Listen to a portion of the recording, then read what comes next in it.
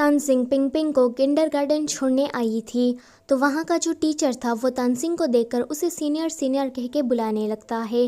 तानसिंग उससे पूछती है कि तुम कौन हो, तो वो कहता है कि मैं गुजुन हूँ, आपका जूनियर। तानसिंग को याद आता है कि यह लड़का उसके कॉलेज में उसका जूनियर था। निये का फ्रेंड कहता है कि तानसिंग के डैड को जिसने मारा वो तुम्हारे ही डैड की कंपनी में काम कर रहा है। तो निये कहता है कि मैंने भी कंपनी को ज्वाइन कर लिया है, तो मैं वहाँ पर उस बंदे को ढूंढ निकालूंगा। फिर निये पिंगपिंग को लेने उसके किंडरगार्टन जाता है, जहाँ देखता है कि पिंगपिंग अपने पहले दिन काफी खुश लग रहा है। घर आने के बाद वो तानसिंग को ये बात बता देता है कि वो अपने डैड की कंपनी में काम करने वाला है। तानसिंग उसे कहती है कि तुम मेरे डैड के कातिल को ढूंढना चाहते हो, मैं तुम्हें रोकूंगी नहीं, तुम जो करना चाहते हो वो कर सकते हो, पर अगर तुम ये सिर्फ मेरे लिए कर रहे हो तो प्लीज ऐसा मत करना। अगले दिन वो चाहता है कंपनी, जहाँ पर वो सभी बोर्ड मेंबर के सामने खुद का इंट्रो देता है कि आज से वो इस कंपनी का नया चेयरमैन है। कुछ बोर्ड मेंबर इस बात से खुश नहीं थे क्योंकि उनको ऐसा लग रहा था कि निये एक कार्डिक सर्जन है और ये बिजनेस संभालना उसके बस की बात नहीं है। पर निये के डैड का सेक्रेटरी था, वो उसे सब कुछ समझा रहा था कि उसे यहाँ पर कैसे और क्या काम करना है। जून तानसिंग के घर आकर अपना सामान बांध रहा था। वो तानसिंग से कहता है कि अब मैं जिस जगह पर काम कर रहा हूँ वो जगह यहाँ से काफी दूर है, इसलिए मैं हॉस्टल में रह लूंगा। दरअसल में जून समझ गया था कि तानसिंग और निये अब एक होने वाले हैं, तो उसका यहाँ पर कोई काम नहीं है, इसीलिए वो खुद से ही चला जाता है। निये के डैड पिंगपिंग से मिलने के लिए तानसिंग के घर आते हैं और खेलते खेलते ही बेहोश हो जाते हैं। तानसिंग उसे लेकर हॉस्पिटल आती है। पिंगपिंग को ग्रैंडपा की काफी फिक्र हो रही थी, तो निये उसे कहता है कि तुम ज्यादा सैड मत हो और घर चले जाओ, ग्रैंडपा बिल्कुल ठीक है। अगले दिन सुचिन निये के डैड को देखने के लिए आती है, जो कि अब कोमा में जा चुके थे।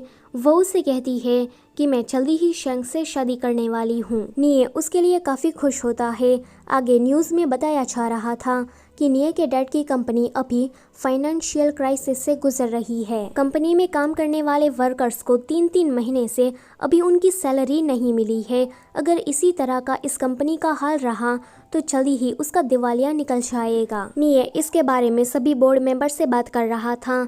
आगे वो सेक्रेटरी के साथ मिलकर सभी बैंक में लोन लेने के लिए चाहता है ताकि वो इस क्राइसिस को खत्म कर सके, पर फिलहाल कोई भी उसे लोन देने के लिए तैयार नहीं था, क्योंकि सबको पता था कि इस कंपनी में अपना पैसा लगाना मतलब कि समझ लो कि हमारे पैसे डूब गए। निये इस बात को लेकर परेशान हो ही रहा था कि उसे पता लगता है कि उसकी कंपनी के कुछ वर्कर अपनी जॉब छोड़कर चले गए हैं क्योंकि उनको टाइम पर सैलरी नहीं मिली। तभी ही उसका फ्रेंड उसे कहता है कि मेरा जासूसी वाला काम अभी भी चालू है, पर तुम्हारी कंपनी के कुछ लॉयर मुझे तंग कर रहे हैं।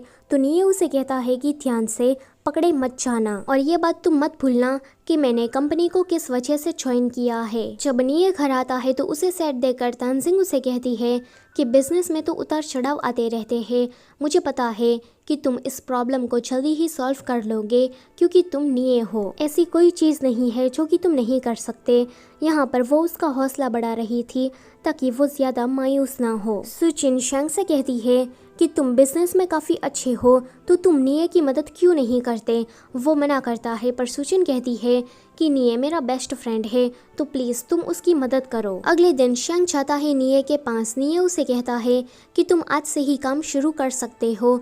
वो कहता है कि तुम ऐसा मत समझना कि मैं सुचिन के कहने पर यहाँ आया हूँ, मेरे अपने कुछ रीज़न है। आगे वो दोनों कंपनी के काम में लग जाते हैं। शैंग बिजनेस हैंडल करने में काफ़ी अच्छा था, तो वो निये को अलग अलग आइडिया देता है। थोड़े ही दिनों में वो वर्कर की सैलरी का प्रॉब्लम सॉल्व कर देते हैं। जब वो तानसिंग से मिलता है तो वो उसे ये गुड न्यूज़ सुनाते हुए ये कह देता है कि शैंग मेरी मदद कर रहा है और उसकी ही वजह से यह सब कुछ पॉसिबल हो पाया। तानसिंग उसे कहती है कि शैंग तुम्हारे साथ काम कर रहा है, ये बात तुमने मुझे पहले क्यों नहीं बताई। तो वो कहता है कि मैं तो तुम्हें अभी भी नहीं बताना चाहता था, पर यह तो एक्सीडेंटली मेरे मुंह से निकल गया। तानसिंग सोचती है कि शैंग ने उसकी पहले काफ़ी मदद की थी, इसलिए निये उससे काफ़ी जेलस है, इसलिए वो शायद उसे ये बात नहीं बताना चाहता था। फिर वो उसे कहती है कि तुम्हें हमारा वो जूनियर गुजुन याद है, उसने किंडरगार्टन में मुझे इंग्लिश टीचर की जॉब सजेस्ट की है, तो मैं कल वहाँ जाने वाली हूँ। निये उसे कहता है कि ये तो तुम्हारे लिए अच्छा है, वैसे भी तुम पहले भी एक टीचर ही बनना चाहती थी। अगले दिन जिस तरह से वो बच्चों को इंग्लिश सिखा रही थी, तो ये देखकर बाकी सभी टीचर्स उसकी काफ़ी तारीफ करते हैं कि ये लड़की तो सच में टैलेंटेड है। बच्चों को कैसे हैंडल करना है उसे ये अच्छी तरीके से आता है। अगले सीन में ये सभी लोग मिलकर कैंडल लाइट डिनर कर रहे थे। वहाँ पर शैंग और सुचिन अपनी लव स्टोरी बता रहे थे।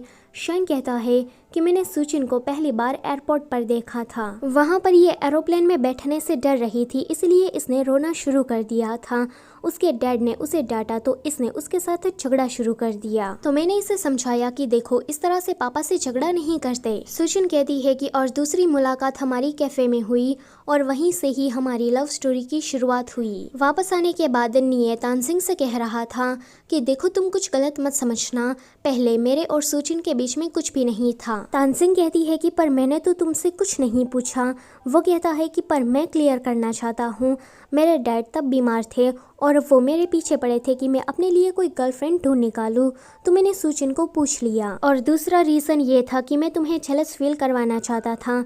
तो वो हंसकर कहती है कि कॉन्ग्रेचुलेशन, तुम इस काम में सफल रहे। उस टाइम पर तुम दोनों को साथ देखकर मैं सच में जेलस हो गई थी। आगे निये शेंग के साथ मिलकर कंपनी की बाकी सारी प्रॉब्लम सॉल्व कर देता है और इसमें उसे 1 महीना जितना लग जाता है। आगे निये जब अपने फ्रेंड से मिलने के लिए जा रहा था, तो उसके डैड का सेक्रेटरी उसे देख लेता है। यहाँ पर वो कुछ अलर्ट हो जाता है। शेंग निये से कहता है कि तुम्हारे डैड का जो सेक्रेटरी है वो मुझे कुछ ठीक नहीं लग रहा। उसने गुड सप्लायर में कुछ मिस्टेक की है, फाइनेंस रिपोर्ट बदल दी है और बाकी सारे घोटालों के भी बारे में वो उसे कहता है। आगे ये सेक्रेटरी निये से बहस कर रहा था, तो निये आज एक डॉक्टर की तरह नहीं बल्कि एक रियल बिजनेसमैन की तरह उसे मुंह तोड़ जवाब देता है एंड पूछता है कि तुमने ये सारे घोटाले किए हैं, तो इस पर क्या तुम कोई एक्सप्लेनेशन दोगे। सेक्रेटरी कहता है कि मुझे अपने बारे में साबित करने की कोई ज़रूरत नहीं है, ये तो आने वाला वक्त ही बता देगा। निये उसे कहता है कि तुम्हें ये लगता है कि मैं तुम्हारे उस आने वाले वक्त का इंतजार करूंगा, मेरे पास इतना टाइम बिल्कुल भी नहीं है, जल्दी से कोई एक्सप्लेनेशन दो वरना मुझे ही तुम्हारे लिए कोई फैसला लेना पड़ेगा। सेक्रेटरी कुछ भी नहीं कहता, तो निये उसे नीचे के डिपार्टमेंट में शिफ्ट करा देता है। ये देखकर सभी लोग शॉक्ड। निये उस सेक्रेटरी से कहता है कि तुम मेरे डैड के काफ़ी भरोसेमंद इंसान रहे, इसलिए शुक्र मनाओ कि मैंने तुम्हें कंपनी से फायर नहीं किया। अगले सीन में शेंग उसकी तारीफ कर रहा था एंड कहता है कि तुम तो बिजनेसमैन बनने के लिए ही बने हो, तो फिर तुम कार्डिक सर्जन क्यों बने। तो वो कहता है कि तानसिंग के लिए। आगे निये अपने डैड के बारे में उसे बताने लगता है कि जब मैं छोटा था तब डैड मुझ पर कभी भी ध्यान नहीं देते थे। जब भी मैं उसे कोई बात करने के लिए चाहता था तो वो मुझ पर चिल्ला देते थे और हमेशा ही मुझसे गुस्से से बात करते थे। आज जब मैं उसकी जगह पर काम कर रहा हूँ तो मुझे पता लग रहा है कि उसका बिहेव ऐसा क्यों था। किसी बिजनेस की 0 लेवल से शुरुआत करना ये काम आसान नहीं होता। अब से मैं उसे कभी भी दोष नहीं दूंगा कि वो मेरे साथ ऐसे क्यों थे। निये की ये बातें सुनकर शेंग को बिल्कुल भी अच्छा नहीं लगता। निये उसे पूछता है कि तुम्हारे डैड कैसे थे, तो वो कहता है कि मेरे डैड मेरी माँ को छोड़कर बचपन में ही चले गए थे। आगे निये ने अपनी कंपनी की सारी प्रॉब्लम सॉल्व कर दी थी और सेल भी इंक्रीज होने लगा था, इसलिए बाकी सारे डायरेक्टर उससे खुश थे। वो लोग किसी प्रोजेक्ट के बारे में बात कर ही रहे थे कि निये को पिंग पिंग का वीडियो कॉल आता है। निये अपना फोन प्रोजेक्टर से डिस्कनेक्ट करना भूल गया था, इसलिए ये सभी लोग भी पिंग पिंग को देख लेते हैं। कोई कहता है कि चेयरमैन का बेटा तो काफी ज्यादा क्यूट है, तो दूसरा कोई कहता है कि चेयरमैन अपने बेटे से बात करके काफी खुश लग रहे हैं, हमने उसे इतना स्माइल करते हुए कभी भी पहले नहीं देखा। जब निये बात खत्म करके वापस आता है तो सभी लोग उसे कहते हैं कि आप घर जाइए, आपका बेटा आपका इंतजार कर रहा है, यहाँ का काम हम संभाल लेंगे। फिर हम जून को देखते हैं जो कि सबसे चोरी चुपके इन्वेस्टिगेशन कर रहा था। वो तानसिंग के डैड के मौत के पीछे का कारण जानना चाहता था। अभी वो किसी ली लाउदा नाम के बंदे को ढूंढ रहा था। यहाँ हम निये को देखते हैं, वो भी ली लाउदा को ही ढूंढ रहा था, पर उसे उसके बारे में कुछ भी पता नहीं चलता। जून को जब वो बंदा नहीं मिलता तो वो नाइट मार्केट से पिंग पिंग के लिए एक स्टफ टॉय खरीदता है एंड गेस व्हाट, तभी ही उसे ली लाउदा नाम का बंदा मिल जाता है। ये है ली लाउदा, वैसे इसने कभी भी ये नहीं सोचा होगा कि हमारी हिंदी भाषा में इसके नाम का मतलब क्या होता है। जो भी लोग समझ गए हैं कि मैं क्या कहना चाहती हूँ वो लोग कमेंट में थम्स अप भेजना मत भूलना। Back to the story. चून लीलावता को काफी ज्यादा डराता है एंड उसके टकले को भी अच्छी तरीके से बचा देता है एंड उसे पूछता है कि 8 साल पहले क्या हुआ था, मुझे सब कुछ डिटेल में बताओ। लीलावता अपने मुंह नहीं खोल रहा था तो चूनू से कहता है कि कहीं ऐसा ना हो कि गलती से मेरे हाथों से तुम्हारा मेन पार्ट कट ना हो जाए। ये सुनकर वो सच बताने के लिए मान जाता है और ये वाला सीन यहीं पर ही कट होता है। अगले सीन में हम देखते हैं कि शेंग निये के डैड से मिलने के लिए गया था। यहाँ पर हमें पता लगता है कि शेंग निये का सौतेला बड़ा भाई है। वो निये के डैड ही थे जिसने शेंग की माँ को अकेला छोड़ दिया था। अब सच्चाई सामने आने के बाद शेंग हमें थोड़ा इविल टाइप का दिखाया जाता है, जहाँ पर वो निये की कंपनी उससे हड़पना चाहता था। सो गाइस, इसी के साथ ये वाला पार्ट होता है यहीं पर ही खत्म। Don't forget to like, share and subscribe. Thank you for watching.